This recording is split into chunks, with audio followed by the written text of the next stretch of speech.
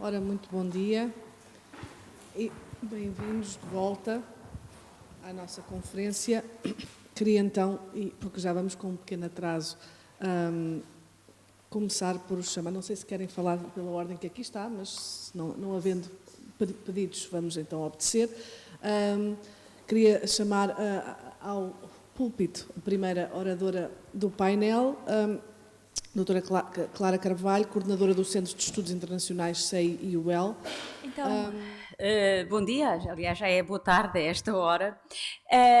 Eu queria começar por agradecer aos organizadores, em particular à doutora Maria João Carapeto, o convite para participar esta manhã aqui nesta conferência e agradecer também aos anteriores oradores e muito em particular à minha colega Antónia Barreto, que de certa maneira preparou o terreno para tudo aquilo que eu gostaria aqui de dizer, e também à doutora Aua Baldé, que também já nos deu a ocasião de perceber um pouco como funcionam as instituições centralizadas e regionais no quadro africano e que abrem o espaço para aquilo que eu pretendia hoje aqui apresentar. Bem, o desafio de falar sobre o ensino superior em África é obviamente imenso e não se enquadra nos 10, 15 minutos aos quais nós temos aqui direito. Eu acho que o primeiro de todos é conhecido, mas gostava apenas de o relembrar. E trata-se daquilo que é o crescimento demográfico no continente africano. Os números são já do domínio público e nós sabemos que neste momento 1 em cada 4 crianças no mundo nasce em África, sabemos que em 2050 haverá 2 bilhões de pessoas a viver em África, em 2060 2,2 bilhões e calcula-se que em 2100 haverá 4 bilhões de pessoas no total do continente africano. Isto é um imenso desafio a todos os níveis e eu diria que o primeiro e o mais pertinente deles todos é mesmo o desafio da educação. Dentro do desafio da educação, e muitas das reflexões que a professora Antónia Barreto apresentou aqui anteriormente, embora parecessem confinadas ao quadro do SPALOP, que é um quadro particular, e eu diria mesmo particularmente desprovido no contexto africano, mas eles também se prendem com aquilo a que chamamos o ensino superior. E, portanto, eu ia essencialmente mostrar aqui alguns dados gerais para depois podermos falar um pouco mais à vontade sobre o que é que são os constrangimentos e os desafios que se apresentam na atualidade. O líder óbvio de tudo o que são daquilo que é uma tentativa de enquadramento do ensino superior em África é a União Africana. Estamos a falar da União Africana e não da Organização da Unidade Africana, portanto estamos a falar de facto desta transformação do órgão centralizador e representativo operada depois de 2003 em prol daquilo que é o desenvolvimento do continente e já deixando para um passado ultrapassado, felizmente, as questões que tinham a ver com o colonialismo, o fim do colonialismo e do apartheid. E neste caso faz parte do mandato da União Africana também as questões relativas ao ensino superior e faz parte da Agenda 2063, 2063, que é a agenda que lidera todos os programas da União Africana. Nós temos aqui alguns princípios que creio que são comuns ou que são familiares para todos aqueles que, no fundo, cresceram ou têm trabalhado no quadro do ensino superior europeu na atualidade. Vejamos então, estabelecimento e manutenção do compromisso político continental com o processo de harmonização, cooperação na troca de informações, desenvolvimento e manutenção de um marco continental de qualificações do ensino superior, criação de padrões mínimos em qualificações direcionadas e estabelecimento de esquemas conjuntos de desenvolvimento curricular e mobilidade estudantil. E estas são suportadas por diversas convenções, a primeira das quais, a mais conhecida, é a famosa Convenção de Arusha, que desde 1981 deve liderar o que são os esforços, desculpem, deve liderar o que são os esforços para a harmonização dos sistemas do ensino superior em África.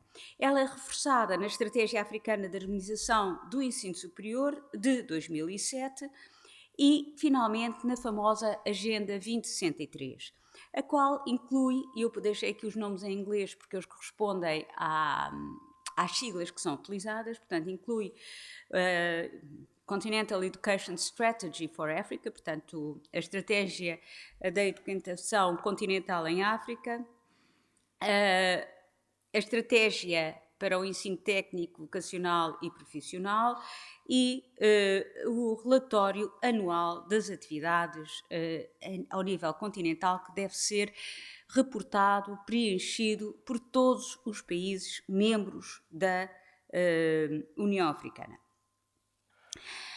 Faz parte destas várias iniciativas a criação de uma universidade pan-africana. E aqui gostava que me acompanhassem um pouco relativamente ao que são as prioridades desta universidade pan-africana e a sua forma de atuação.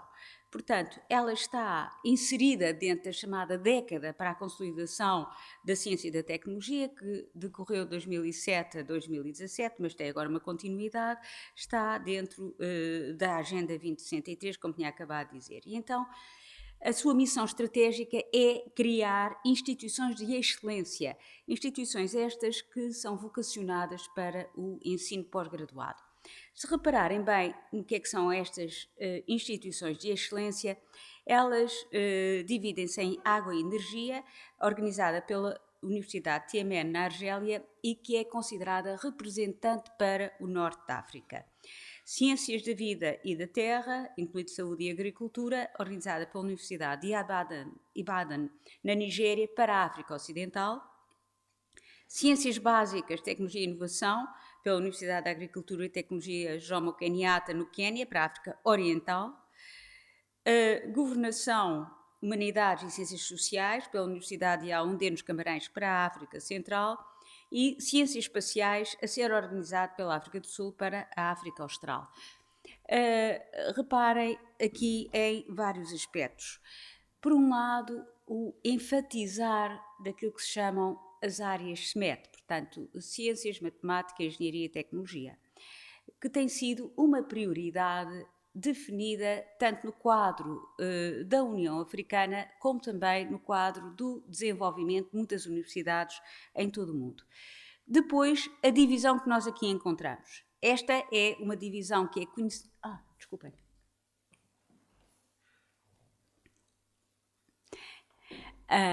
Esta é uma divisão que é conhecida, no fundo, de todos, nomeadamente todos os institutos pan-africanos para a ciência, como é o caso, nomeadamente, do CODESRIA, do Conselho para o Desenvolvimento das Pesquisas em Ciências Sociais, que é sediado em Dakar, e que, à parte dos grandes institutos de ciências, nomeadamente ciências sociais, sediados na África do Sul, é de facto o maior centro para o apoio e desenvolvimento das ciências sociais, neste caso, que existe no continente africano. Aquilo que nós aqui vemos é, portanto, uma divisão entre a África do Norte, a África Oriental, a África Ocidental, a África Central e depois o caso específico da África do Sul, por vezes já há quem também junta este o caso específico da Nigéria, dado o seu peso em termos demográficos, e é esta a divisão que é geralmente preferida quando se procura desenhar um espaço que seja um espaço continental no que respeita à investigação e ao ensino superior. Como é óbvio, isto está a esconder uma outra realidade, e que é uma realidade da qual eu gostaria depois de falar um bocadinho mais, que tem a ver com as divisões linguísticas que são herdadas de diversos períodos coloniais, mas as divisões linguísticas no quadro africano, e que acabam por constituir linhas divisórias muito claras quando abordamos o caso das instituições do ensino superior. E essas, como sabem, é a existência de universidades arabófonas, universidades lusófonas, que são minoritárias, mas já que estamos no quadro da lusofonia, passam em primeiro lugar, anglófonas e francófonas. E é muito complicado conseguir este tipo de articulação. Obviamente, esta divisão ultrapassa, em parte, a divisória que eu acabei de vos referir, mas não deixa, apesar da sua tentativa de integração, não deixa também de mostrar que existe alguma divisão no próprio quadro do continente. Agora, outras iniciativas que vale a pena aqui referir é a criação do Instituto Pan-Africano de Educação para o Desenvolvimento, que consiste, no fundo, de um observatório da União Africana para o ensino superior. O Sistema de Informação e Gestão para a Educação, EMIS, o Centro para Raparigas e Mulheres, portanto, uma tentativa de incentivar aquilo que é o acesso de raparigas e jovens mulheres à educação, as famosas bolsas Nyerere, que visam a circulação de discentes e docentes, sobretudo ao nível pós-graduado em todo o continente, a implementação do African Quality Rating Mechanism, portanto, de um sistema de classificação e indexação de todas as universidades, do desenvolvimento de um sistema de acreditação e do investimento no ensino técnico e profissional. E a este nível, eu gostava só... Ai, desculpem. Eu precisava que aquele senhor me fizesse adeus de vez em quando. Está bem, porque eu esqueço-me. Portanto, estes são as outras iniciativas que eu vos estava aqui a referir.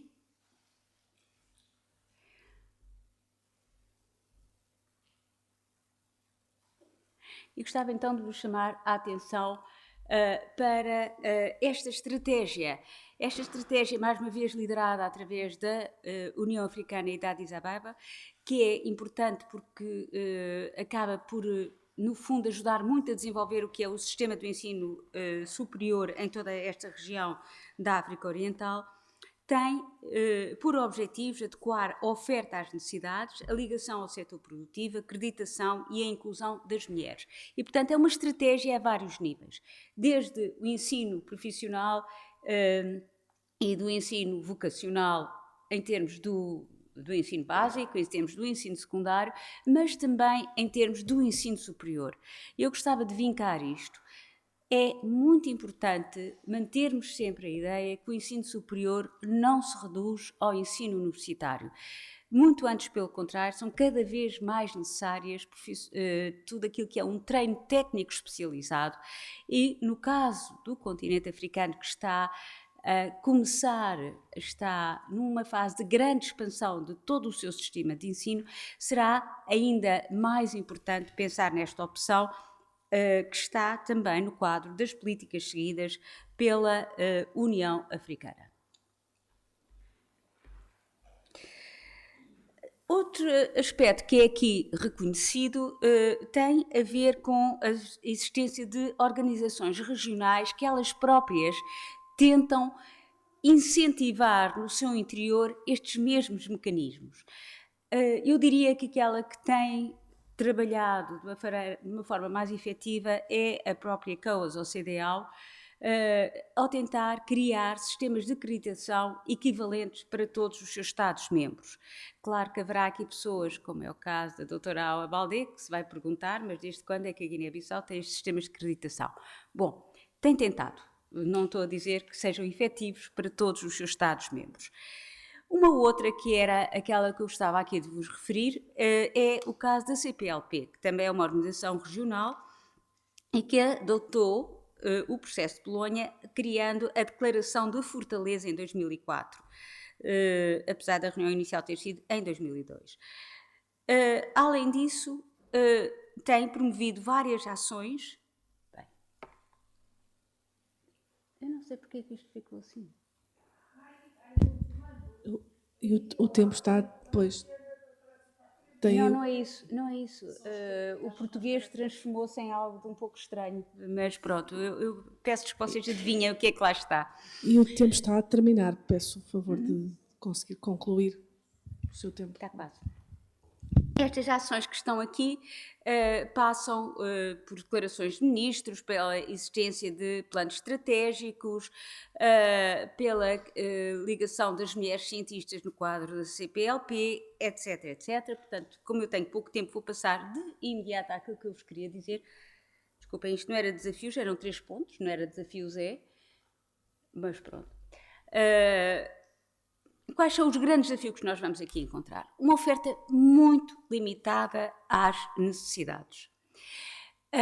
As necessidades são imensas em todo o continente, mesmo em países como a África do Sul, que têm instituições de ensino superior de excelência. A oferta é limitadíssima, há casos extremos de carência, como é, obviamente, o caso da Guiné-Bissau ou mesmo de São Tomé e Príncipe, mas são limitadas mesmo nos casos mais desenvolvidos. A divisão entre sistemas de ensino que refletem as divisões coloniais, como eu vos tinha dito anteriormente, e que fazem que seja na prática impossível ensinar um aluno de um país francófono em inglês e, portanto, fazê-lo circular a este nível. Os entraves que isto causa à mobilidade, a dificuldade em obter vistos, ligações internas mesmo no caso do próprio continente. O subfinanciamento do sistema de ensino superior ou financiamento externo. Todos os países, sem exceção, bem, com uma pequena exceção da África do Sul, todos estes países têm fortes financiamentos de doadores externos. Há um lado positivo, ninguém o nega, mas há também um lado negativo, que é aquilo que é o commitment, desculpem-me, do Estado face ao que são as suas opções e face ao que são os acordos que ele próprio assinou e que continuam a pesar gravemente sobre o que é o ensino superior.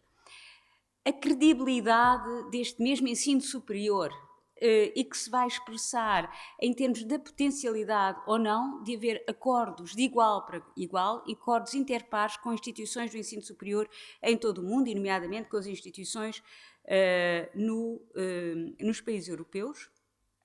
Controlar o ensino superior privado.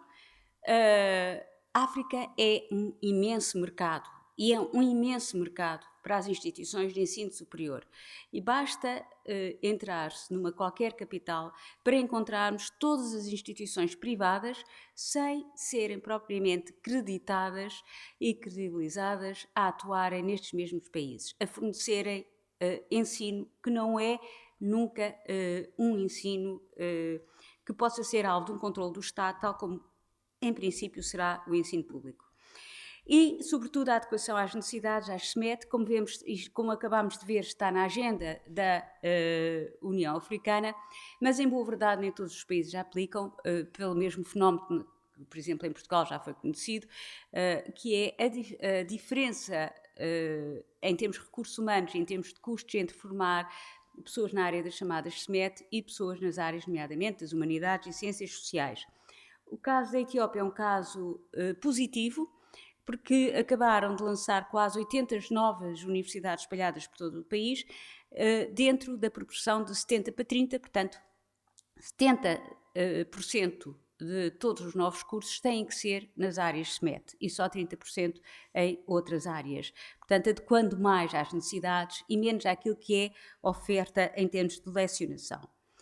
E, para concluir, queria só deixar-vos com esta questão das oportunidades. Há toda uma série de oportunidades relacionadas com esta mesma necessidade de crescimento do setor, oportunidades de não repetir os erros do passado, oportunidades de criar um ensino mais próximo daquilo que é a necessidade da sociedade e a necessidade do próprio mercado. Há as oportunidades da cooperação interestados e intercontinentais, que têm que ser ultrapassadas com todas as suas dificuldades, da cooperação alargada à investigação. No próprio quadro Horizonte 2020 da Comissão Europeia, começaram a ser promovidas de uma forma demasiado tímida algumas destas cooperações, nomeadamente no caso das TICs e da cooperação no setor espacial, e da criação de um ensino técnico-profissional de relevo, que eu diria que de todas estas oportunidades é aquela que terá sempre um maior impacto nas sociedades africanas. Obrigada. Bom dia a todos. Eu vou tentar pôr-me um bocadinho de lado, porque senão eu não vos vejo a vocês e vocês não veem a mim. Eu partilho convosco um pouco algumas das... Antes de mais, agradeço o convite, é um privilégio estar aqui convosco hoje, conhecer o Colégio Campo Lide e, de facto, partilhar algumas ideias convosco em prol do desenvolvimento através da educação. A minha formação de base é Biologia, eu sou professora de Biologia e Geologia, trabalho presentemente na formação de professores de Biologia e Geologia em Coimbra. Quando há oportunidade, trabalho também na formação de professores em contexto de cooperação internacional, e eu desconfio que o convite venha a partir daí também, e trabalho no Laboratório de Supervisão e Avaliação da Universidade de Aveiro, que se dedica fundamentalmente a utilizar, a fazer processos de avaliação, estratégias de avaliação a vários níveis, desde micro, interação didática, professores, alunos, institucionais, escolas e nível nacional, países, por exemplo, avaliações de reformas, como instrumento de reflexão e de apoio à decisão e de renovação de práticas. Portanto, feito o enquadramento, onde é que eu preciso de carregar? Deve ser este, no seguinte, pronto. Ou seja, a principal finalidade que me traz aqui é, de facto, partilhar convosco algumas das reflexões. Conseguem-me ouvir bem? Sim? Pronto. De facto, não só por causa da minha formação de base ser nas ciências, mas também pela relevância que as ciências têm hoje em dia para a cidadania ativa. Basta pensar no rescaldo do ciclone em Moçambique e da importância, por exemplo, de perceber o porquê de tomar um antibiótico de determinada forma. Portanto, hoje em dia é impossível sermos cidadãos informados, proativos e capacitados sem compreender alguns princípios base científicos, quer na área da biologia, da física e da química. Portanto, vou-vos falar da formação de professores de ciências em contexto de cooperação, de um conjunto de formação específica, pensando no modelo de cooperação portuguesa que é descentralizado, portanto aberto, que dá oportunidade às instituições de ensino superior portuguesas estabelecerem protocolos diretos ou com algum apoio do Camões no âmbito da formação. Não existe um levantamento sistemático, mas aquilo que se tentou fazer foi, de facto, identificar o bolo, a representatividade, a expressão daquilo que tem sido feito no âmbito da formação de professores de ciências.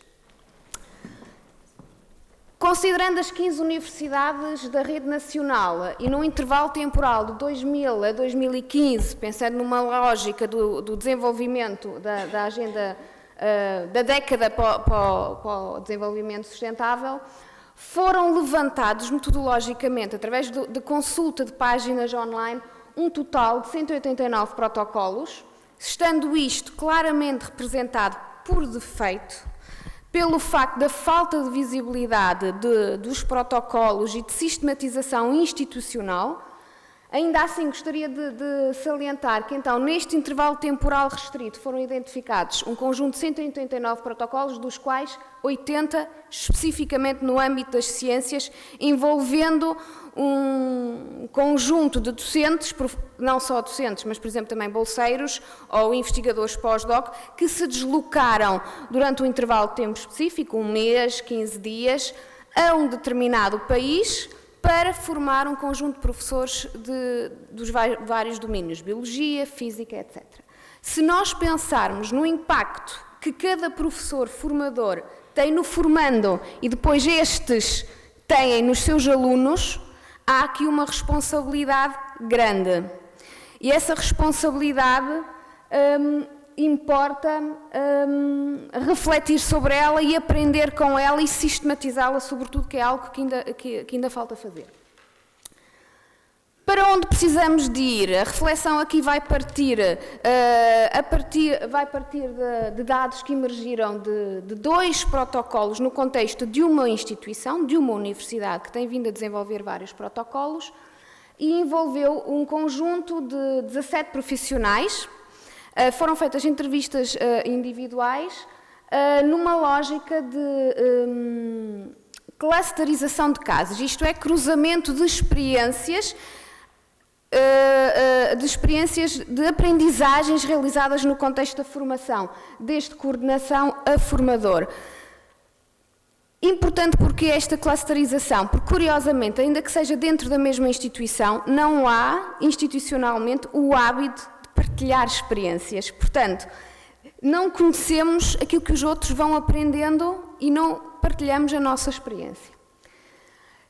Era um protocolo em Angola envolvendo a formação pós-graduada, portanto, mestrados, futuros professores no ativo a tirar o grau de mestrado, e por outro lado também em Timor-Leste o protocolo estava associado à formação inicial e contínua de professores e aqui com o apoio de Camões, que já foi referido hoje de manhã o projeto. Rapidamente, os desafios centrais, eles são transversais, não é pelo facto de ser na área da educação e ciências que eles são específicos, surgem também noutras áreas do saber, e a professora Antónia Barreto já falou muito bem de alguns deles. Esta questão do alinhamento temporal, seja do percurso dos sistemas educativos, e se nós pensarmos na qualidade de um professor e na formação que um professor tem em Portugal, ele não é preparado para ensinar efetivamente biologia noutro contexto, noutro país, com uma história completamente diferente. Se pensarmos a nível nacional, esse desafio continua ou perpetua-se a nível de agendas institucionais, por exemplo, a nível de implementação de mestrados, estes docentes entrevistados foram no âmbito do segundo ano curricular, no segundo ano já depois da componente curricular, portanto há um conjunto de decisões, informações e orientações que já são dadas e os docentes falam em queda de paraquedas num determinado contexto institucional. A interface de culturas, estamos no espaço da lusofonia, partilhamos uma língua, mas não somos todos portugueses, nem temos todos a mesma cultura. É necessário compreender o outro e compreender o outro implica compreendê-lo, compreender a diferença. Os constrangimentos logísticos acrescidos que também já foram falados, que provavelmente, no alinhamento do que a professora Antónia Barretos referiu, não é tanto a logística em si que é o desafio, mas o reformatar de quadros, não é o facto de faltar um quadro ou uma sala ou um giz que dificulta, mas é preciso formar para esses switch, é preciso preparar. E gostaria também de focar que neste conjunto de 17 profissionais académicos, 4 eram coordenadores, ou foram coordenadores, e foram convidados por ser experts numa determinada área científica e não foram nunca formados para coordenar projetos em contexto de cooperação internacional e no seu exercício de autorreflexão referiram é bom e aprende-se muito com o campo, mas não é suficiente, aprende-se com a experiência, mas não é suficiente. Por outro lado, se não é suficiente aprender com a experiência é importantíssimo também. Isto numa lógica de nós conseguirmos não reinventar a roda, é o que eu costumo dizer. Nesta replicação de protocolos, nós não temos tempo, não tem havido espaços de discussão, de partilha, de verdadeiros diálogos para efetivamente darmos o salto qualitativo na cooperação que se tem feito. E então a tónica que eu gostaria de dar é, de facto, é preciso formar não só os professores, mas os formadores, capacitar os capacitadores. É preciso, no âmbito destes protocolos, incutir uma cultura de monitorização e avaliação desde o início, para, de facto, recolher evidências de forma sistemática, e não é só um coletivo de experiências individuais, tem que ser de forma sistemática e disseminar esses produtos de forma a conseguirmos, de facto, integrar na prática de cada um. Utilizou-se uma expressão hoje muito curiosa, que eu não conhecia. Eu espero que os relatórios de avaliação que tenho vindo a fazer não sejam letra morta, têm que, de facto, começar a ser embebidos na prática de cada um de forma coletiva. daquilo que nos trouxe. Agradeço a sua capacidade de síntese e ter respeitado o tempo e até ter-nos dado uns minutinhos extra. Chamo então ao púlpito a doutora Orlando Tavares, investigadora da CIPES e membro da A3ES, que nos vem falar sobre a importância da avaliação da qualidade no ensino superior português. Muito obrigada. Ok, obrigada também. Boa tarde a todos. Começava também por agradecer o convite para estar aqui. Neste contexto em que estamos a falar sobre educação de qualidade, eu trago-vos aqui a experiência da A3ES em Portugal e em que medida é que há, de facto, impacto da avaliação da qualidade na nossa oferta educativa pela ação da Agência de Avaliação e Acreditação do Ensino Superior. Vou também tentar ser o mais breve possível, portanto, eu até vou saltar aqui alguns slides que, se calhar, são mais de enquadramento. De qualquer modo, relativamente à garantia da qualidade em Portugal, nós sabemos que ela não existe da mesma forma desde sempre. Portanto, neste momento nós temos um sistema de garantia da qualidade que sofreu uma evolução histórica e que, se até mais ou menos aos anos 2003 e depois 2005 a garantia da qualidade era entregue, no fundo, às instituições. As instituições é que teriam de garantir a sua própria qualidade interna e nós tivemos um sistema inicialmente voltado só para as universidades públicas, depois foi estendido aos politécnicos, mas o problema deste sistema de garantia da qualidade é que as consequências dessa avaliação não eram propriamente consequências visíveis, ou seja, havia programas, havia cursos de baixa qualidade em funcionamento em Portugal, mas nada acontecia depois dessa avaliação da qualidade. E então, em 2005, o que é que aconteceu? O governo português encarregou a ENCA, que é uma associação de agências da qualidade europeias, de fazer uma revisão, uma avaliação do Sistema Nacional de Garantia da Qualidade. E, em função dessa avaliação, foi produzido um relatório e, nesse relatório, surgiram uma série de recomendações e foi com base nessas recomendações que o Governo, a partir de um decreto-lei, fundou a Agência de Avaliação e Acreditação do Ensino Superior, que é, no fundo, um organismo independente, quer do Governo, quer das instituições, e isto não acontece em todos os sistemas de ensino superior europeus e pelo mundo fora. A A3ES começou por ser inspirada pelos European Standards and Guidelines, que são, no fundo, as orientações europeias para a garantia da qualidade.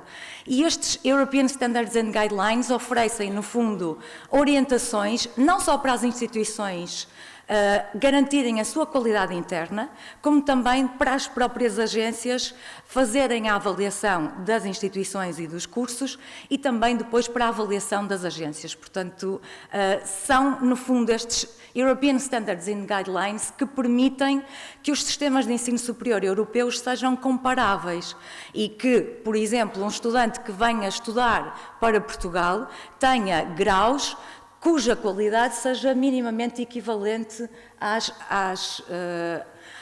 à qualidade dos seus próprios sistemas de avaliação. Portanto, a garantia da qualidade, de forma padronizada europeia, permite essa mobilidade que era o objetivo de Bolonha. A A3ES é, então, instituída em 2007 por decreto-lei e começa a funcionar em 2009. No fundo, ela tem como principal missão encorajar e apoiar as instituições de ensino superior a implementar os seus próprios sistemas internos de garantia da qualidade, no fundo no pressuposto de que cabe em primeiro lugar às instituições garantirem a sua qualidade, desenvolver também uma cultura da qualidade e desenvolver estratégias de melhoria. E faz parte da missão da A3ES não só avaliar cursos, que tem vindo a fazê-lo já desde 2009, como também iniciou no ano passado a avaliação de instituições e também a avaliação dos sistemas ou a auditoria dos sistemas internos de garantia da qualidade das instituições.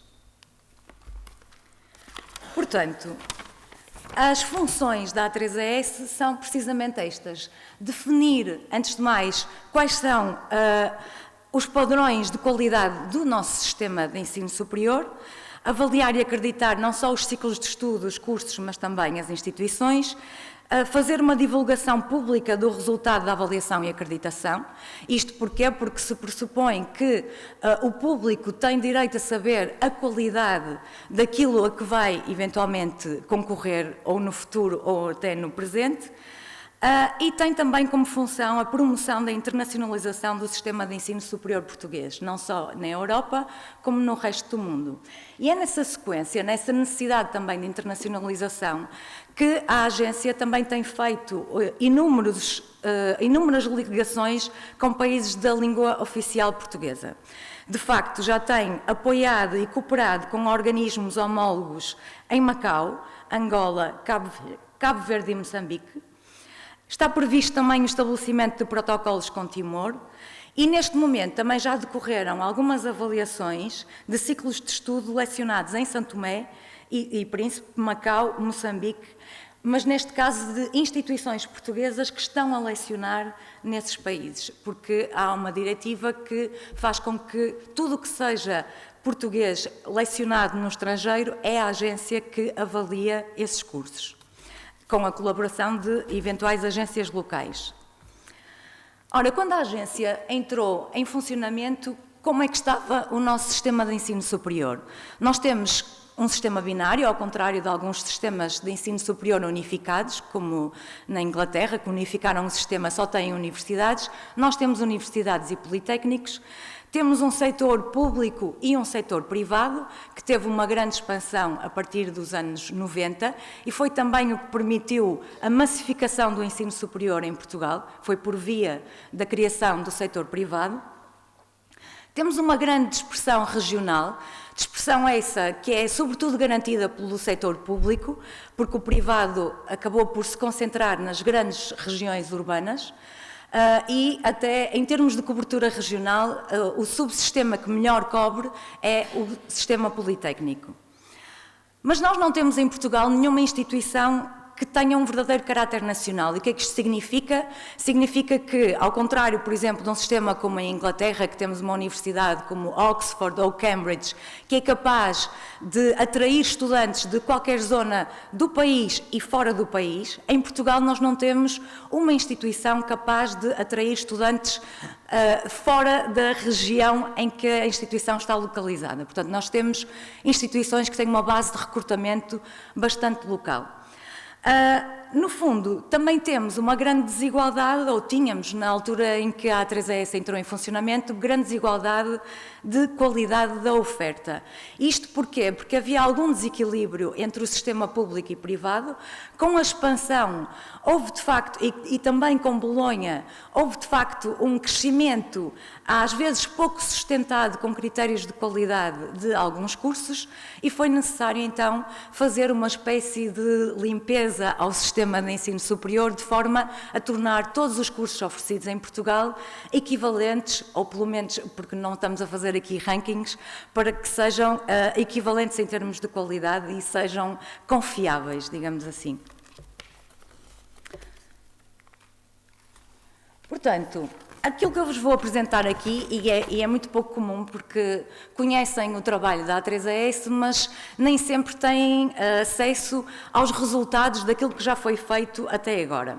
Então, em que é que eu me baseei? Baseei-me na base de dados da A3ES sobre as decisões da acreditação, nomeadamente acreditações preliminares, cursos que foram descontinuados, cursos que foram acreditados e não acreditados até 2015, portanto ainda não fizemos esse trabalho de 2015 para a frente, e depois, baseado nestes dados, nós vimos qual é que era a percentagem de cursos que tinham menos acreditações, ou que tinham cursos não acreditados, mais cursos não acreditados, e procuramos fazer uma análise qualitativa das razões da não acreditação.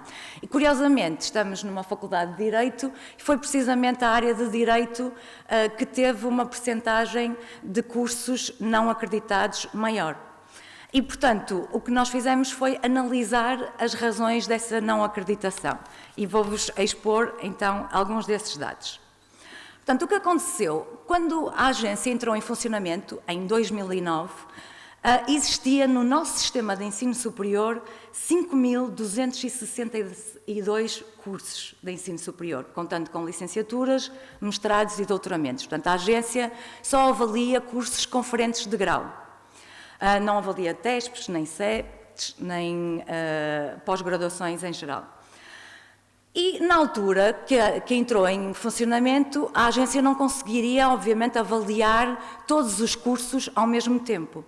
Então, o que é que fez?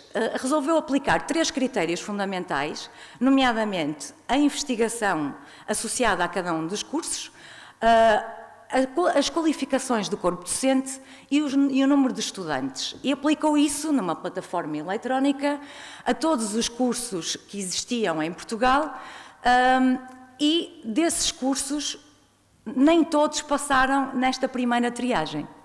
Ora, antes de mais, quando entrou em ação, a A3ES definiu os critérios de qualidade e houve imediatamente instituições que fizeram o seguinte: viram que os seus cursos, ou porque não tinham estudantes, ou porque não tinham investigação relevante na área do curso que ofereciam, ou porque as qualificações dos docentes não eram suficientes para corresponder às exigências legais, descontinuaram cursos. Então, de 2009 até 2011, houve uma série de cursos que desapareceram ainda antes de serem submetidos à acreditação. Portanto, houve uma série de cursos que foram descontinuados e houve outros que foram submetidos, 4.379 dos 5.262 iniciais. Ora, destes cursos submetidos, aplicando aqueles 3 critérios que eu vos referi, 3.623 passaram nesta primeira triagem e tiveram acreditações preliminares. O que é isto da acreditação preliminar? É quase que uma acreditação administrativa, digamos assim. Vão ficar aqui em stand-by para depois entrarem no período regular de avaliações que foi dividido por anos. Não sendo possível avaliar todos os cursos ao mesmo tempo, dividiu-se as áreas por anos e num ano foram avaliadas X áreas, no outro ano outras áreas e por aí em diante. Desses cursos que foram submetidos, foram então... não passaram nessa primeira triagem, não foram acreditados preliminarmente 756 cursos, que foram então de facto avaliados, ou seja, foram submetidos a uma avaliação na própria instituição, em que os avaliadores reuniram com as instituições, com os interlocutores de todos aqueles cursos. E desses cursos que foram avaliados, mais uma vez, as instituições resolveram ainda descontinuar 335 cursos e avaliados efetivamente foram 421. Desses 421, 307 foram acreditados, 114 não foram acreditados.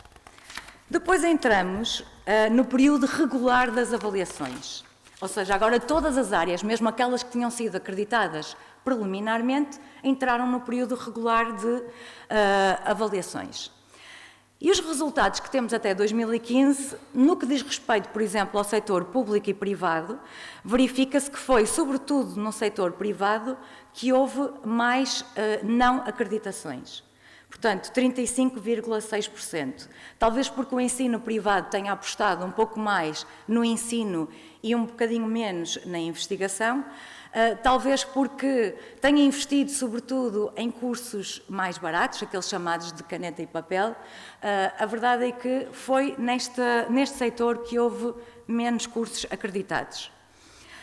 Comparando a universidade com o Politécnico, verificamos que não há uma diferença substancial. A diferença verifica-se até muito mais ao nível dos cursos que foram descontinuados. Foram, sobretudo, os politécnicos que retiraram cursos para avaliação. Relativamente aos resultados da avaliação por tipo de grau, nós agora temos... Peço desculpa. Foi sobretudo em que tipo de grau? Se pudesse Ok, estou mesmo a terminar. Em termos de graus, foi sobretudo no segundo ciclo que houve menos acreditações. E porquê? Enquanto que a legislação previa que houvesse uma correspondência, depois de Bolonha, entre as licenciaturas pré e pós-Bolonha, o mesmo não aconteceu ao nível dos mestrados. E, portanto, houve uma diversificação de mestrados tão grande que eles cresceram de forma demasiado exponencial e não acompanharam os recursos que as instituições tinham para oferecer esses mesmos mestrados. Portanto, é natural que tenha sido a esse nível que houve menos acreditações. Quanto à área disciplinar, verificamos que, de facto, foi na área de Direito que nós tivemos menos acreditações, com cerca de 26% de cursos que não foram acreditados. E quando olhamos para as principais razões apontadas pelos relatórios externos de avaliação, feitos pelas comissões de avaliação externa, quais é que eram as principais razões para a não acreditação dos cursos de Direito? Eram, sobretudo, pela falta de qualificações do corpo docente, por exemplo, a desadequação entre os cursos oferecidos e as qualificações detidas pelos docentes. Por exemplo, ofereciam um mestrado em Direito Constitucional e os docentes eram, sobretudo, especializados noutra área. Não tinham corpo docente em tempo integral, que é um dos requisitos legais também. Também problemas relativamente à identidade do curso. Há uma diferenciação, por exemplo, houve uma diferenciação curricular pouco clara entre cursos de solicitadoria e de Direito. E também, às vezes, os cursos não tinham um alinhamento muito claro consoante a missão da instituição em que eles eram oferecidos. Por exemplo, cursos do Politécnico que tinham ambições de universitário ou cursos de universitário que eram demasiado profissionalizantes. E, finalmente, relativas às questões específicas do ensino e aprendizagem, conteúdos curriculares, a questão dos estágios, procedimentos para conceição e aprovação de cursos ou até avaliação. Para finalizar, o que é que nós verificamos? Que a entrada da agência de avaliação, produzindo resultados visíveis no nosso sistema, teve impacto na oferta educativa em Portugal. De facto, desapareceram cerca de 40% dos cursos que nós tínhamos em 2009. Não só por via de não acreditações, mas sobretudo por via da descontinuidade dos cursos, que as próprias instituições, por sua iniciativa, retiraram os cursos, por considerarem que eles não obedeciam aos critérios de avaliação. A não acreditação desses cursos descontinuados, nós verificamos que há uma maior proporção no ensino privado e nos cursos de mestrado e doutoramento, e o facto de termos verificado que a maior parte dos cursos que desapareceram são por iniciativa das próprias instituições, significa que é, de facto, importante manter um diálogo com as instituições para que elas percebam quais são os critérios e ofereçam, de facto, apenas aquilo que têm os recursos de qualidade para os poderem oferecer. Pronto, é isso. Obrigada. Agradeço à doutora Orlando Tavares e só antes de passar a palavra aqui à doutora Patrícia Salgueiro, que é a nossa próxima oradora, sinto-me no dever de defender a honra aqui da Casa e mais genericamente de todo o país, porque a doutora Orlando afirmou que nenhuma instituição de ensino superior portuguesa tem uma capacidade de atração superior ao âmbito regional, o que é manifestamente incorreto, diria eu, peço desculpa pela frontalidade, mas, e dando o exemplo da Universidade Nova de Lisboa, que não é certamente a única, nós temos uma percentagem bastante elevada de alunos que vêm especialmente do estrangeiro para nos frequentar, não tenho os números, se calhar a Patrícia Salgueiro poderá fornecer alguns dos números, mas de facto nós atraímos estudantes de todas as partes do mundo e temos um grande número de cursos em inglês, precisamente porque já ultrapassámos até o circuito mais estrito aqui da lusofonia, que é o tema de hoje. Seja como for, vou então passar a palavra à doutora... peço desculpa. Responda então. Quando eu falei em recrutamento local, estava a referir-me aos estudantes nacionais. Estudantes internacionais é outra questão. Portanto, nós quando estamos a falar de caráter de atração nacional, estamos a dizer que não há muitos estudantes do Porto a vir para Lisboa ou de Lisboa a ir para o Porto. Em termos de mobilidade interna. Depois deu o exemplo de Oxford e de Cambridge, que atraem de todo o mundo, ficou a parecer que nós temos aqui o nosso quintal e pouco mais, não é? Pronto. De qualquer região do país. Coisa que nós também fazemos, devo dizer, mas se calhar os números não são... Pronto. Nós temos, aliás, uma das cidades onde a Faculdade de Direito mais recruta é Viseu, por algum motivo estranho que não conseguimos perceber, mas, ora bem. Bom dia, queria mais também agradecer a oportunidade de nós estarmos aqui. O meu nome é Rita Falcão, trabalho na Reitoria da Universidade Nova de Lisboa, na Divisão de Relações Internacionais, e nós, no âmbito das nossas atividades, participamos ou coordenamos alguns projetos de capacitação, e o projeto que nós viemos falar hoje é o projeto UDI África. O nome que está aí no programa é o meu, mas neste momento quem coordena o projeto é a Patrícia Salgueiro, e por isso é que ela é ela que irá falar sobre o projeto. Estamos com algum problema técnico, mas vai resolver-se rapidamente. Eu queria só aproveitar para contextualizar o projeto no âmbito desta sessão e dos desafios do ensino superior em África, nos países africanos.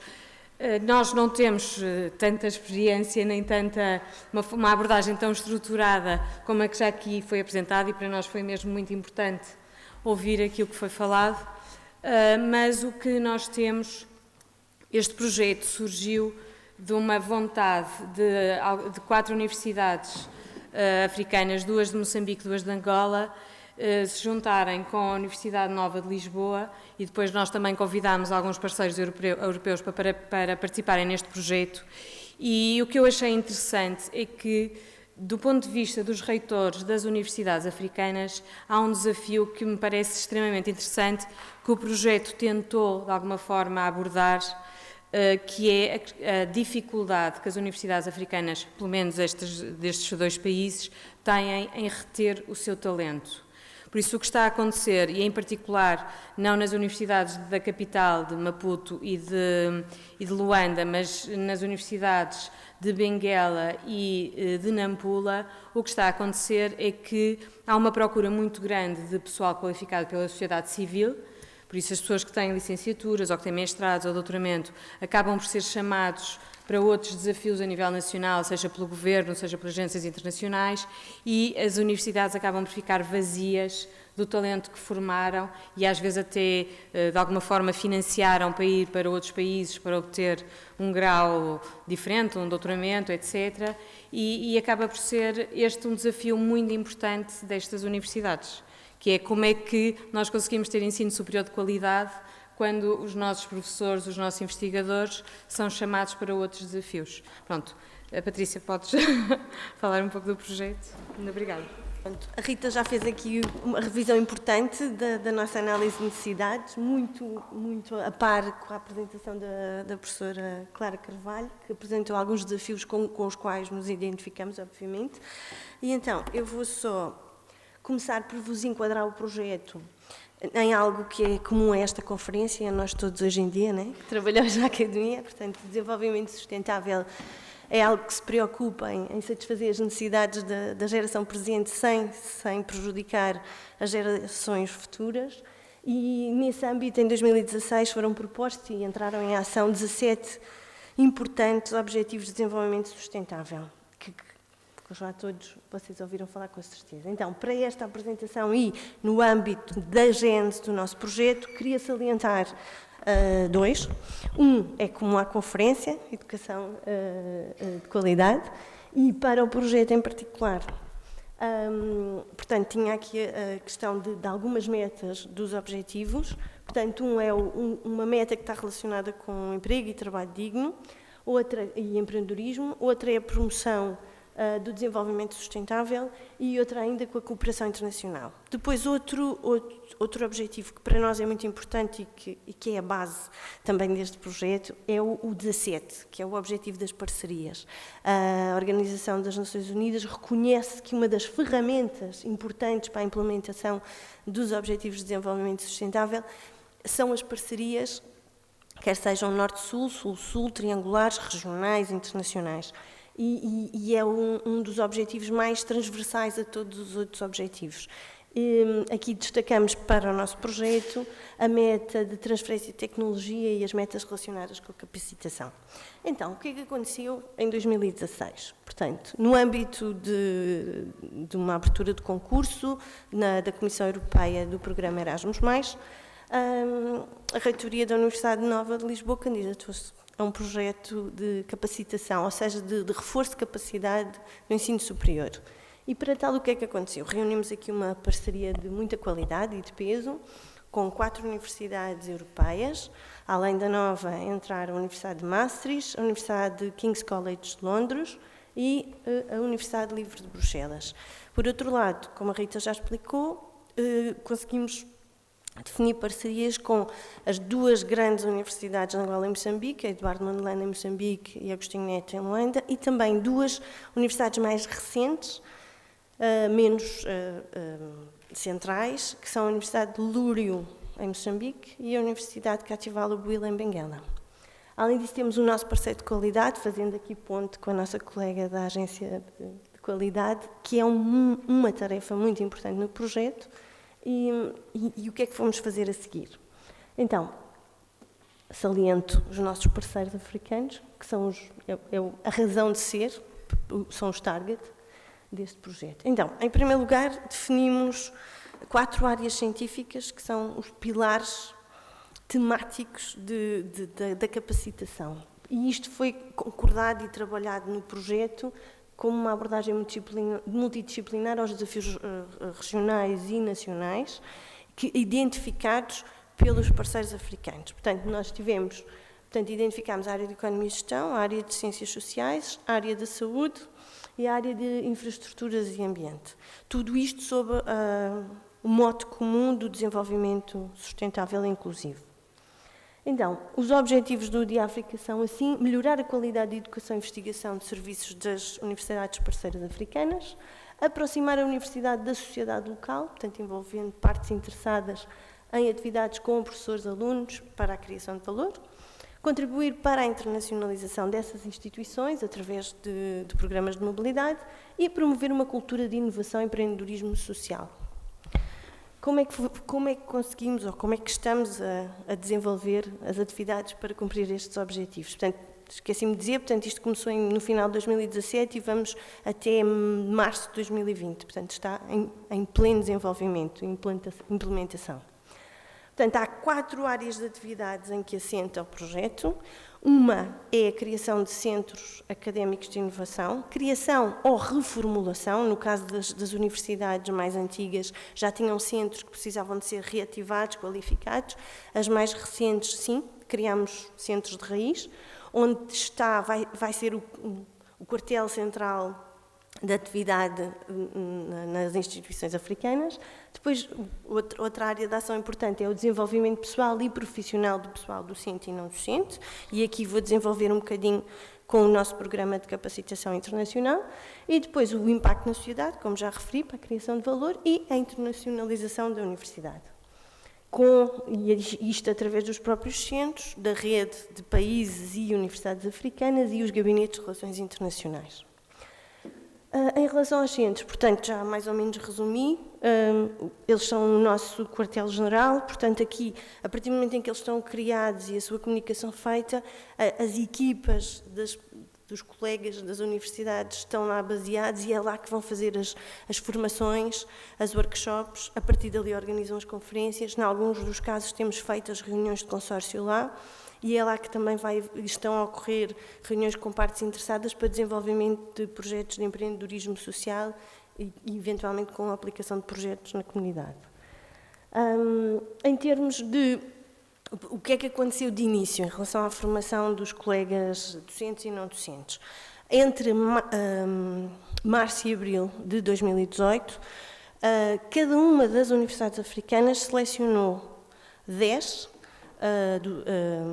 8 docentes e 2 não docentes das suas instituições para virem para a Europa fazer um programa de formação intensivo durante quase 2 meses. Portanto, isso exigiu um grande compromisso e um grande esforço da parte deles.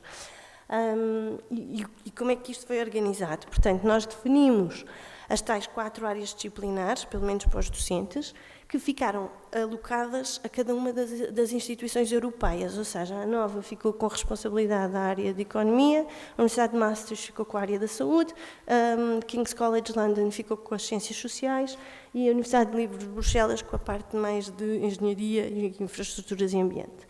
E então, os colegas vieram, portanto 40 colegas das 4 instituições, dividiram-se pelas áreas científicas, portanto o pessoal médico e de saúde foi para Maastricht, o pessoal mais engenheiro foi para Bruxelas, o pessoal das ciências sociais foi para Londres e os colegas de economia ficaram em Lisboa.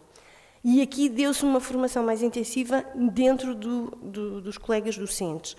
Nós chamamos a estes colegas que foram fulcrais na implementação do projeto, os nossos champions, porque são eles que vão ter a formação inicial e vão ser eles que a vão levar para lá, transmitir aos seus colegas, aos seus pares e que, por sua vez, vão multiplicar para os alunos. E pronto, a designação no projeto são os champions. Aqui está só uma imagem da distribuição das universidades e dos nossos parceiros europeus e ali uma fotografia, por exemplo, do grupo dos champions da área da saúde, só para vos ilustrar. Entretanto, os não académicos vieram um bocadinho mais tarde e juntaram-se aos colegas docentes para uma parte de formação já só em Portugal em competências transversais, comunicação, liderança, e depois houve uma formação muito, muito específica dirigida para o empreendedorismo e inovação social. Vou-vos só resumir um bocadinho, portanto, houve aqui, então, para os académicos e não académicos, workshops nas áreas disciplinares, formação de competências pedagógicas, formação de competências transversais, construção do plano de desenvolvimento profissional, que isto é um dos outputs importantes do projeto, é eles, na sua carreira, definirem quais são os seus objetivos e como é que, no âmbito do projeto, os podem alcançar e melhorar, melhorando a sua instituição. Visitas de estudo, job shadowing, Doutora Patrícia, atividades se de puder networking. abreviar. Vou já. Pronto, aqui é a parte que diz respeito mais ao empreendedorismo social, que é muito importante porque eles nesta fase do projeto lá estão a fazer cursos de empreendedorismo e inovação social para os seus alunos e os melhores projetos que saírem destes cursos vêm à nossa última conferência em Bruxelas e vão ser apresentados a stakeholders europeus que poderão financiar esses projetos. Portanto, há aqui uma ligação e um ciclo que nós esperemos que se feche da melhor forma. Cá está um bocadinho representada a nossa consolidação, portanto, são 10 champions de cada instituição, 40. Eles chegaram, após a formação intensiva, chegaram à África e cada um escolheu um par, não tinha que ser da mesma área científica, um bocadinho mais jovem, uma pessoa a quem passaram alguma da formação que tiveram e organizaram workshops para replicar alguma da formação que tiveram. E agora estamos na fase de criação de módulos e cursos para os alunos das universidades, ambos os júniores e os champions. Outro aspecto interessante do nosso projeto, diria eu, é que temos a parceria de tópico, não é? Nós dividimos as áreas científicas por cada universidade, mas a cada universidade africana foi dado um par gêmeo europeu. Nós, por exemplo, somos os gêmeos, a Nova é a gêmea da Universidade Agostinho Neto. E isso é para quê? Para tornar a implementação do projeto mais prática, viável e para ajudar a resolver algumas questões no uso no usufruto e na gestão do projeto. Portanto, haver uma comunicação com um par mais direto que ajuda a desbloquear algumas dificuldades na implementação. Então, sendo assim, já estou mesmo a chegar ao fim, o nosso impacto local grande vai ser na área de empreendedorismo social e inovação, e eu já expliquei a ideia, portanto, vai haver os cursos e depois vamos ter bons projetos que vão ter impacto local. Uma tarefa muito importante destes projetos a nível europeu é a tarefa da disseminação e valorização. Gostava de realçar que tivemos já a nossa primeira conferência internacional em Luanda em novembro do ano passado, que foi um sucesso, com participação desde o mais alto nível a todos os champions e todos os júniores. Portanto, aqui, além da cooperação norte-sul, temos em força a cooperação sul-sul e triangular, claramente. E agora vamos ter em novembro a nossa Conferência Internacional em Maputo e vamos fechar com a Conferência Internacional em Bruxelas em março de 2020. Por fim, queria só realçar que um dos grandes outputs finais do projeto é um desenvolvimento de uma rede. africana, já tem as universidades envolvidas, mas esperemos que se alarguem a outros países africanos, a outras instituições de ensino superior, quer de Angola, quer de Moçambique, quer da Europa e do continente africano. E queria só deixar a mensagem que agora em fevereiro submetemos uma nova proposta, com a mesma base e a mesma estrutura, para englobar agora Cabo Verde e São Tomé, e a Faculdade de Direito da Nova está ativamente envolvida, e a área de Direito é uma dos tópicos científicos que vai ser o nosso mote no novo projeto. Portanto, oxalá seja aprovado, vamos ter muito mais para contar quando isso acontecer. Pronto, e esta é a nossa infografia, os nossos e-mails. Consultem o nosso site se quiserem saber mais, e muito obrigada pela atenção. À doutora Patrícia Salgueiro e, por fim, chamo ao palco a doutora Maria João Carapeto, doutoranda aqui da casa e uma das principais responsáveis pela organização desta conferência, sem a qual provavelmente isto não teria acontecido, não estaríamos aqui hoje. Ora, a doutora Maria João vem falar-nos sobre o papel da Nova Direito na implementação do projeto Intra-África Pax Lusófona. Tem a palavra. Muito obrigada. Muito obrigada. Bom dia a todos e a todas, mais uma vez.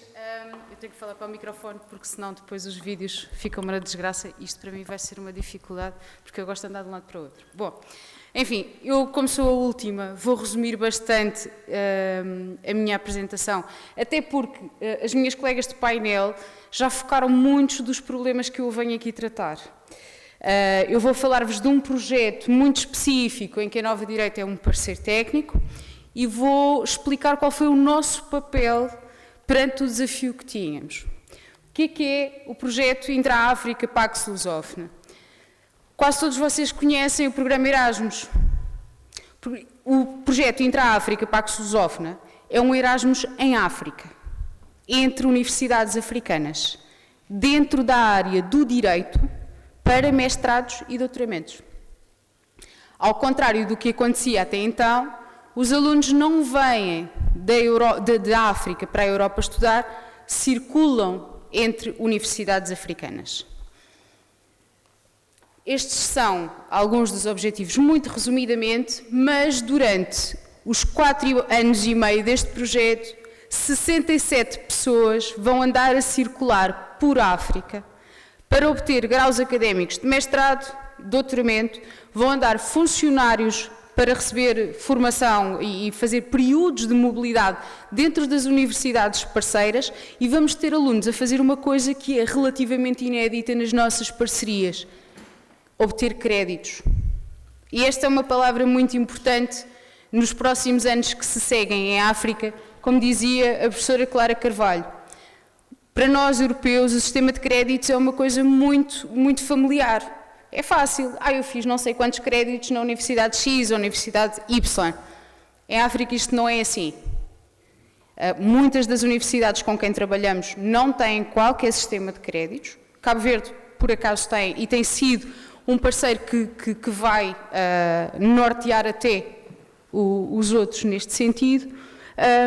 Mas o resto da parceria está agora a preparar-se para conseguir reconhecer os períodos de estudo que os seus alunos fazem no estrangeiro. Porque senão os alunos vão em mobilidade, como qualquer aluno Erasmus, chegam a casa e o período que fizeram fora não é reconhecido. Por isso, o fundamento da mobilidade fica sem sentido. Entre outras coisas, lá está, como vos disse, este programa é voltado para mestrados e doutoramentos. Notícia das notícias: a Universidade de São Tomé e Príncipe não tinha mestrado em Direito. Este foi um dos nossos principais desafios e bandeiras neste projeto, que é a missão de criar o primeiro mestrado de Direito em São Tomé e Príncipe. Endógeno, não é um mestrado da Nova Direito. A Nova Direito é parceiro técnico na criação deste mestrado. Este mestrado foi criado pelo Governo de São Tomé e Príncipe no ano passado, e se tudo correr bem, a partir de outubro, esta parceria inicia-se e os professores da Nova e de outras universidades também irão dar aulas no primeiro mestrado em Direito Público e Desenvolvimento Sustentável em São Tomé e Príncipe. Eu aqui tenho os logótipos deste grande projeto. Este projeto foi financiado em 1,2 milhões de euros. Normalmente vocês ouvem estes valores associados à ciência e às ciências puras, a grandes investimentos, a grandes renovações para a humanidade, curas para o cancro, etc. Normalmente no direito nós não ganhamos valores destes. É muito, muito raro. E finalmente conseguimos. Eu tenho a honra, e ele vai ficar muito, muito tímido de eu dizer isto, mas nós temos aqui entre nós, este senhor que está aqui à minha frente, é o professor Evaristo Solano, que é o coordenador do projeto em Angola, na Faculdade de Direito da Universidade Agostinho Neto. Temos os dois, ao longo destes últimos 2 anos e pouco, sofrido muito para que isto vá em frente, porque a equipa Intra-África acabou por ser uma família, de tão perto que trabalhamos uns com os outros. Mas lá está, a nossa parceria, Angola, Cabo Verde, Moçambique, São Tomé e Príncipe. A Agenda 2063 já foi falada aqui pela professora Clara Carvalho, é a grande agenda que trabalha em paralelo com a Agenda 2030 que nos traz hoje aqui com os Objetivos de Desenvolvimento Sustentável. A par dela corre a Agenda da União Africana 2063, a África que queremos. E a grande palavra-chave da Agenda 2063 é a palavra transformação. E é uma palavra e um conceito transversal a praticamente tudo o que se quer fazer em África. Vamos focar-nos precisamente no ensino superior. Um programa como este vem transformar o ensino superior em África para sempre. Pode-se dizer que neste momento existem cerca de 40 programas a operar desde 2006, foi a edição do primeiro, num caminho sem volta e positivo daquilo que vai ser a própria internacionalização do ensino superior em África. Há de ser, ou está a ser, o banco de ensaio daquilo que será a portabilidade de competências e de graus académicos. Continuando, os grandes objetivos, a implementação do ensino superior, o desenvolvimento, para que seja um percurso que seja sustentável no longo prazo, que não crie dependência e, sobretudo, a grande palavra, apropriação. A ajuda internacional, como tem sido feita até agora, tem levado a elevados níveis de dependência, pouca sustentabilidade e pouca apropriação. Tem sido este o panorama geral da ajuda ao desenvolvimento um pouco por todo o mundo. A Agenda 2063, trabalhando com os seus parceiros, quer transformar isto no sentido da apropriação. Bom, um programa como o Pax Lusófona tem estes objetivos todos, melhoria da empregabilidade, promoção da igualdade de género, melhoria das competências, etc. E está focado para a internacionalização. Na Europa, todos nós utilizamos a palavra internacionalização com muita facilidade. Nós começámos a falar em internacionalização há 30 anos. Começámos a falar em internacionalização com Bolonha. Em África, nós temos universidades que já têm processos de internacionalização há algum tempo e temos outras que vão ter agora, com o Intra-África, a primeira experiência. E acontece tudo ao mesmo tempo. Cria-se um mestrado em Direito e abre-se as portas à internacionalização. Estão a ver a revolução. Isto é tudo a acontecer ao mesmo tempo. Parece um vulcão em ebulição. Mas, infelizmente, os nossos patrocinadores ou financiadores às vezes provocam estas ebulições. E a União Europeia tem o dom de provocar este tipo de ebulições, e sobretudo no sistema de ensino. Eu sou uma pessoa muito franca em termos de trabalho. Eu tenho o meu lado académico, mas, sobretudo, tenho um lado de trabalho um bocadinho diferente. Eu não consigo trabalhar com uma equipa se essa equipa não estiver preparada para trabalhar comigo. A Nova Direito tem este projeto, mas a intervenção do parceiro técnico tem que ser mínima, o que significa que temos 1,2 milhões de euros que estão a ser geridos em Angola para pagar as bolsas aos nossos alunos que vão circular pela Europa toda. Então, o que é que nós vamos fazer? Como é que nós vamos trabalhar? A ideia foi treinar o staff académico. A senhora da secretaria, a senhora que mexe no dinheiro, a pessoa que vai receber os alunos, as pessoas que tratam das residências, trabalhar com todo e cada um que influencia diretamente na internacionalização dos nossos estudantes. Fazer-lhes perguntas como: você sabe onde é que este estudante vai dormir? Quanto é que custa um passe? Quanto é que custa comer um prato? Este dinheiro que nós pagamos aos alunos das nossas bolsas chega? Vocês sabem que têm que fazer um reporte financeiro. Um reporte financeiro de milhões no final do ano. Tem que guardar esta fatura, tem esta, tem esta. Num mundo onde existem rios de papel, sistemas burocráticos muito complexos, hierarquizados, etc. E a ideia foi, vamos treinar esta gente, vamos capacitá-los. E normalmente não se chega a estas pessoas. Nós aceitamos o desafio da internacionalização todo ao mesmo tempo e damos coisas por garantidas que não são verdadeiras. Nós damos a internet por garantida. Há universidades que não têm a internet a funcionar corretamente. São problemas que temos para resolver.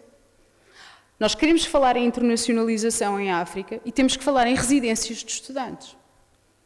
E são tudo problemas que são debatidos e que têm que ser resolvidos a partir da base. Ouvir os funcionários, ouvi-los. E foi isso que andámos a fazer, a capacitar estas pessoas. Este programa começou o ano passado, era um programa intensivo de uma semana, já passou, eu ponho aqui estas universidades porque foram aquelas que ficaram comigo. A Faculdade de Direito da Universidade de Agostinho Neto ficou com a minha colega Marília Conti, que é a gestora do projeto a trabalhar com Angola. Estes foram os colegas que trabalharam comigo. O que é que trabalhámos? Vou-vos dar, não sei se vocês não conseguem ver, mas isto é um bloco que se chama Bloco das Ideias Geniais. Ao longo das formações que tivemos, fomos identificando ideias geniais que deram origem a futuros projetos nas equipas com quem trabalhamos. Por exemplo, os alunos portugueses das instituições de ensino superior têm um cartão de estudante. Tem uma fotografia, temos uma conta bancária, temos uma série de serviços associados a um cartão. Nos países onde trabalhávamos isso não havia. Temos projetos em curso para negociar isso.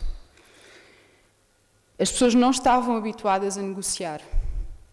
E poucos de nós estão habituados a pedir. Não podemos gastar dinheiro. Então, para não gastar, temos que poupar. Isto parece uma redundância, mas não é. E então, temos uma conta bancária para a qual onde temos que pagar uma fortuna para os nossos alunos, uma conta que para a manter temos que pagar muito dinheiro. Então, o que é que nós fomos preparar as pessoas para fazer? Negociar com os bancos esses valores e dizer-lhes, ouça, damos-lhe o logótipo do Intra-África e vocês deixam de nos cobrar despesas bancárias. É assim tão simples? É. E aconteceu. Foi este tipo de competências que tivemos a trabalhar. Encontramos staff fragilizado, encontramos gente com potencial incrível e que nunca tinha ouvido boa, muito bem feito, espetacular, continua assim. Encontramos pessoas que nunca tinham ouvido reforço positivo e é delas que depende a execução do projeto. Porque é delas que vem o reporte que eu preciso para, no final do ano, a União Europeia saber exatamente onde é que andou o dinheiro que nos deram. O staff não pode ser esquecido. Eu parece que estou a dar um discurso um bocado sindicalizado em nome do staff, mas esta é a verdade.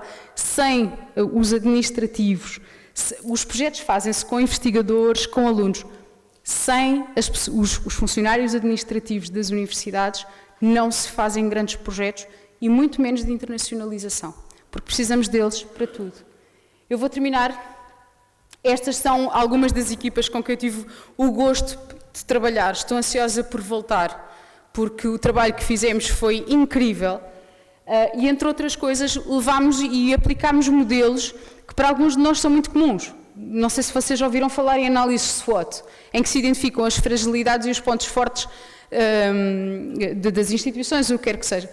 E, pela primeira vez, tivemos gente a identificar, na primeira pessoa, quais são as fragilidades e os problemas das instituições.